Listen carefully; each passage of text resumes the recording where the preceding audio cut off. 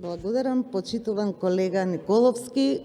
Јасно, многу умешно пиаровски, не очекував ни помалку. Поставувате 20 различни тези, за кои знаете дека во една минута не можам да ви одговорам, ама еве вака генерално за сите ќе одговорам дека она што го кажувате не е вистина. Прво, нити сме уценети, ниту некој е влезен во криминал и јас вчера имав одговори, некои од медиумите пренесоа, јас немам влијание во медиумите, тие пренесуваат тоа што мислат дека е најсоодветно, значи не е останало без одговор, а остана мојот коментар дека тоа не е ниво на дебата која што собранието заслужува и изнесување на такви навреди и невистини без при тоа никакви аргументи, оти тоа не беше ни прашање, еве сега е прашање, па ви одговорам дека тоа не е така. И еве уште нешто имам кратко да одговорам за локалните избори, мислам за отворени листи. Дом никогаш не бил против отворени листи. Не знам за кого зборувате, зборувавме и тогаш на средбите, останувам се уште за тој предлог.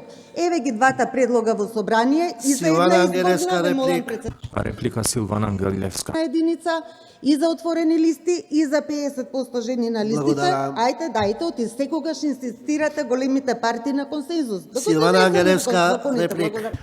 Читувана колешка, значи не знам за какви трошки зборувате, веројатно на некои позиции и така натаму, ама знаете како тој што зборува за себе, обично е така, не за тој другиот што кажува. Очигледно, целата борба кајва се кој ќе биде на власт и тука се завршува. Вие да ми кажувате мене дека јас не се залагам и дека не сум била активна и не сум во координација и во соработка со невладиниот сектор. Па еве тоа е мерливо, може секогаш да видите колку амандмани, колку дискусии јас сум имала по законите за животна средина, а колку еве вие.